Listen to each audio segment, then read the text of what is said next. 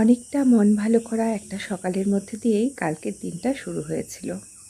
পরশুদিন অনেকক্ষণ বৃষ্টি হওয়ার জন্য কালকের সকালটা বেশ নরম ছিল। খুব একটা গরমও লাগছিল না, তাই বেশ ভালো লাগছিল। সকালে উঠেই দেখলাম মায়ের হাতে লাগানো জবা গাছটায় গাছ ভর্তি হয়ে ফুল ফুটে আছে। এই জানলাটার থেকে ওই দিকের পুকুরটা দেখতে আমার ভারী ভালো লাগে। সকালে উঠলেই পুকুরের এই দিকটা দেখি। ওই যে উল্টো দিকের পাড়টা দেখা যাচ্ছে, যেই দিকে ডান দিকে একটা ঝোপঝাড়যুক্ত যে জঙ্গলটা আছে, ওখানে কয়েক বছর আগে একটা শেয়াল তার বাচ্চা কাচ্চা নিয়ে বাসা বানিয়েছিল। নিচে নেমে দেখি মা ততক্ষণে কী কী রান্না হবে সেই সব আনাজ নিয়ে বসে পড়েছে কাটাকুটি করতে। আর বাপি গেছে মাংস আনতে। বাপিকে আগেই বলেছিলাম যে ২-১ দিন আগে সব কিছু কিনে নাও, সেদিন আর অত কষ্ট করতে হবে না, বয়স হচ্ছে। কিন্তু কে শোনে কার কথা? মাংস নাকি ফ্রিজে রেখে খাওয়াবে না, জামাই ষষ্ঠীর দিন একদম জামাইকে টাটকা মাংসই খাওয়াবে। বাজার যাওয়ার আগে টান টান করে বিছানাটা পরিষ্কার করে গেছে। এটা বাপির বরাবরের অভ্যাস। অন্য কেউ বিছানা তুললে তার পছন্দ হয় না। নিজে হাতে টান টান করে বিছানার চাদর পাতলে তবেই তার স্বস্তি। আর সব থেকে ইনি ছিলেন বিন্দাস অবস্থায়। এদিক ঘুরছেন ওদিক ঘুরছেন আর মাতব্বরি করে যাচ্ছেন। 40-50 জনের লাইন দাঁড়িয়ে আছে। যদি বললো আপনারটা পিস করা হয়নি, মাংসটা আলাদা রাখা আছে, পিস করে দিল। বাজার থেকে ফিরেই কতজনের লাইন ছিল, কিভাবে মাংস দিল সেই সব গল্প মাকে বলছে। আসলে এটা বলার একটা কারণ ছিল। আমরা কিছুতেই বাপিকে অত সকাল সকাল বাজার যেতে দিচ্ছিলাম না। বলেছিলাম মোটামুটি 7:30-8টা অমনি সময় যেও, এমনকি দোকানির সঙ্গে পরিচিত তার সঙ্গেও কথা হয়েছিল যে মোটামুটি দাদা 8টা 8:30টার সময় এলেই হবে, আমি মাংস রেখে দেব। কিন্তু তিনি তো আর কি বলবো, সকালবেলা ভোরবেলা উঠেই বেরিয়ে পড়লেন মাংস আনতে। তো আমরা সবাই বারণ করেছিলাম, সেই জন্য এসে মাকে বিস্তারিতভাবে বলা হলো। বাপি যাওয়ার আগেও এতজনের লাইন পড়ে গেছে আর কি। মা ওইদিকে আনাজ টানাজ কেটে বাপিকে সকালের জলখাবার চা এইসব করে দিচ্ছিল, আর এদিকে আমি আর তনু গল্প করতে করতে হাতে হাতে সকালের খাবারের কাজটা একটু আগিয়ে নিচ্ছিলাম। তনু আগের দিন বাড়ি যাওয়ার পথে বৃষ্টির মধ্যে কিভাবে একটা কই মাছ পেয়েছিল সেই গল্পই খুব আনন্দ করে আমাকে শোনাচ্ছিল। আমারও বেশ ভালো লাগছিল শুনতে, মনে হচ্ছিল এরকম কয়েকটা কই মাছ আমিও পেলে বেশ ভালো হতো। ছোটবেলায় অনেক দেখেছি জানেন, বৃষ্টির সময় জলের নালা দিয়ে পুকুর থেকে কই মাছ এগুলো মাঝে মাঝে উঠোনে উঠে আসতো। এখন অবশ্য পুকুরের নালাটা অন্যদিকে ঘুরিয়ে দেওয়া হয়েছে, সেজন্য আর কই মাছ উঠোনে উঠেও না, আর দেখতেও পায় না। তনু মেয়েটা খুব ভালো জানেন, আমি ওখানে গেলেই বক বক করে হাজার রকমের গল্প আমার সঙ্গে করে। অনেক দিন যাওয়া না হলেই বলে, দিদি তুমি আসোনি কেন?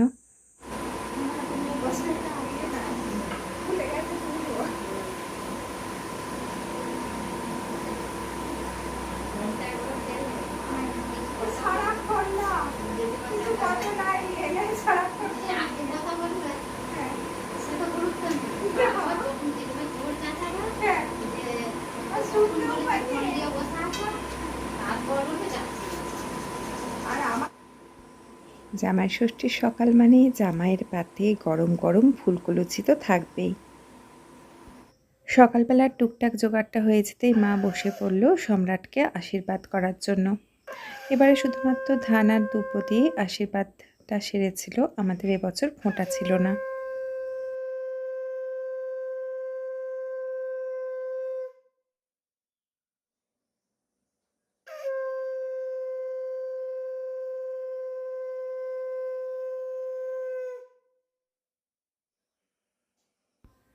মা প্রতিবারেই গোটা ফলের বরণডালা দিয়ে বরণ করে। অনেকের বাড়িতে ষষ্ঠীতে হাত পাখা দিয়ে সার দেওয়ার নিয়ম আছে, আমাদের বাড়িতে আবার ওই নিয়মটি নেই। এক একজনের বাড়িতে এক এক রকমের নিয়ম। এর মাঝে দু একটা ছবিও তুলে নিয়েছিলাম।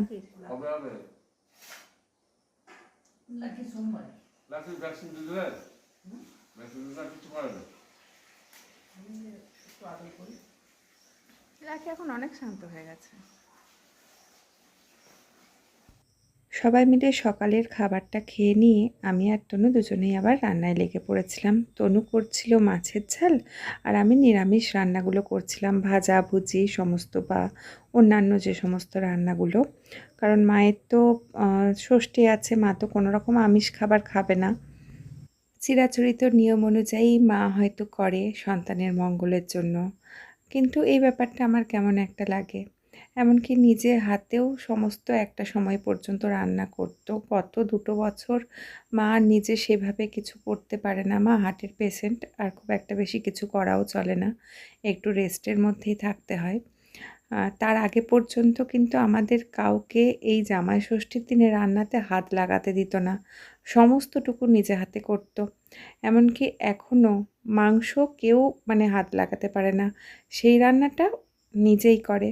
আর এত কিছু রান্না করার পরে যখন মানুষটা খেতে পারে না বা শুকনো একটু হয়তো লুচি বা একটু মুড়ি খেয়ে সারাটা দিন থাকে, আমার কেমন একটা লাগে। এই দেখুন, রান্নাঘর থেকে বেরিয়ে দেখি তনুর মাছ রান্না হয়ে গেছে আর মা মাংস রান্না শুরু করে দিয়েছে। আর ওইদিকে বাবুকে নিয়ে চলে গেছে আম পাড়তে। এবছর খুব একটা আম হয়নি জানেন, হয়তো কোনো গাছে 4টে 5টা কি হয়তো 8-10টা এরকম আর কি, মানে না হয় কোনো কোনো গাছে তো একদমই হয়নি, কোনো গাছে খুব অল্প হয়েছে। কিন্তু প্রচুর বকুল এসেছিল এবছর। বকুলগুলো টেকেনি, খুব ওইটা পার গরম পড়েছিল তো, রোদের বাবু, হাতে তেজটাও করে ওইটা ছিল। পেরে নে।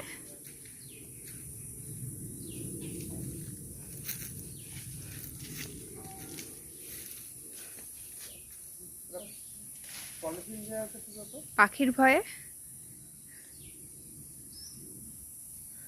বাদুড়ে আর পাখিতে ওই সব তো খাবলে খাবলে ফেলে দিচ্ছে নইলে। তুমি বলছিলে গাছটা মরে গেছে, লাল লাল পাতা। বাগানের আতা গাছটায় দেখলাম একদম ছোট্ট ছোট্ট আতা ধরেছে। এ দেখুন কি সুন্দর দেখতে লাগছে, তবে খেতে পাবো না কিন্তু। ওই বাদুর আর পাখির পেটেই বেশি যায়। তার মধ্যে একটা আধটা ওই পলিথিন মা বেজিয়ে রাখে নিচের দিকে, সেগুলো হয়তো পাই। বলছিলাম না এবছর একদম আম ধরেনি। এই যে এত বড় আম গাছটা দেখলেন, তাতে এবছর মাত্র 2টো আম ধরেছে। এই দেখুন, একদম গড়ার কাছে 2টি আম ধরে আছে।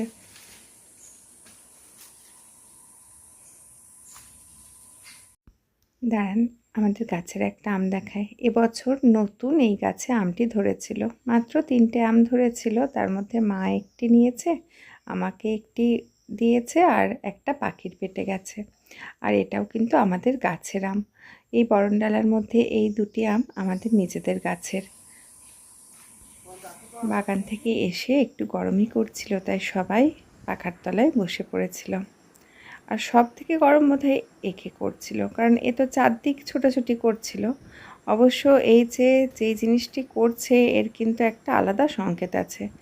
যখনই এনার আদর খেতে মন যায় তখনই এরকম করে মাথা ঘষে, মানে আমাকে আদর খেতে ইচ্ছা করছে, তোরা এবারে কেউ এসে আমাকে আদর কর।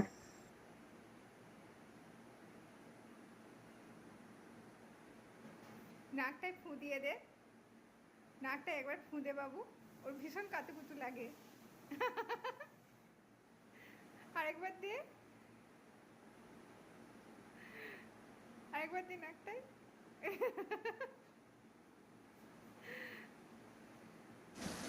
নুন হলুদ পড়ে গেছে না পড়েনি? এখন শুধু মশলার কষা, তাতেই যা কালারটা এসছে গো।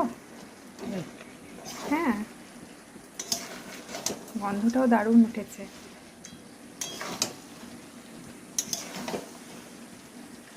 এই সব কিছুর পর শুরু হলো জামাই ষষ্ঠীর আসল পর্ব। ও আপনাদেরকে একটা কথা বলি, আমি এখন মজা করে এই আমাদের জামাই ষষ্ঠীটাকে বলি বুড়ো বুড়ির জামাই ষষ্ঠী। আমাদেরও বয়স হচ্ছে আর মা বাপির তো হয়েইছে, তাই খুব একটা রিচ রান্না কিন্তু আমাদের আর কোনো অনুষ্ঠানেই খুব একটা হয় না। যতটুকু না হলে নয় ততটুকুই। আপনাদেরকে একটা মজার জিনিস দেখায়, দাঁড়ান। এদিকে তো রান্না বান্না মানে ভাত টাত বাড়া চলছে, আর এদিকে এর একবার কিন্তু খাওয়া হয়ে গেছে, আবার খেতে ইচ্ছা করছে, তো পেছন ঘুরে বসে আছে। ও এরকমই করে, কেউ হয়তো খেতে বসলো, খুব খেতে ইচ্ছা করছে কিন্তু দেখাতেও লজ্জা লাগছে, তখন পেছন ঘুরে বসে পড়বে। এখন আপনাদেরকে অন্য একটা জিনিস দেখাই। একটা সময় আমার খুব সুইচ বোর্ড আর্ট করার ঝোঁক উঠেছিল। বাড়ির যেখানে যত সুইচ বোর্ড ছিল সেখানে এরকম আঁকা আঁকি শুরু করে দিয়েছিলাম। এগুলো যখন দেখি মাঝে মাঝে ভাবি যে আমাদের যখন বয়সটা একটু অল্প থাকে আমরা কত রকমের কাজ একসঙ্গে করি, কিন্তু এখন বাড়ির কাজগুলো সেরে অন্য কাজ করতে গেলেই ক্লান্ত লাগে। অনেকে যেমন বেশ সুন্দর করে সাজিয়ে কোনো নির্দিষ্ট প্যাটার্নে আঁকে, আমি কিন্তু সেরকম মানে যখন যেমন মনে এসেছে এঁকে গেছি, কোনো নির্দিষ্ট প্যাটার্ন ফলো করিনি, সেটা আপনারা ছবিগুলো দেখলেই বুঝতে পারছেন। তো একটাতে ছিল অর্লি আর্ট, একটাতে পাখি বসে আছে, একটাতে সূর্য উঠছে, একটাতে জপাং করে পেঙ্গুইন জলে ঝাঁপ দিচ্ছে, আর এখানে আছে পান্ডা। ওখানে দুটো মিষ্টি মিষ্টি পান্ডা আর এখানে একটু বড়। এই বড় পান্ডাটার অবশ্য একটা গল্প ছিল, এই দেয়ালে একটা স্টিকার লাগানো ছিল। এবারে স্টিকারটা তুলতে যেয়ে দেয়ালের অনেকটা অংশ রং উঠে গিয়েছিল, সেটাও দেখতে বাজে লাগছিল। তো তখন ভাবলাম এখানে তো দুটো ছোট পান্ডা আছেই, তাদের একটা অভিভাবক নিয়ে আসা যাক। তো তারপরে এই বড় পান্ডাটা এঁকেছিলাম এই দেয়ালটাতে। আজ দুপুর পর্যন্তই থাক, এরপরে আরও কিছু ভিডিও আছে, সেগুলো না হয় অন্য একদিন পোস্ট করব। দেখা হবে পরের দিন আবার অন্য কোনো ভিডিও নিয়ে। আপনারা সবাই খুব ভালো থাকুন, আনন্দে থাকুন। হ্যাঁ, কি হলো?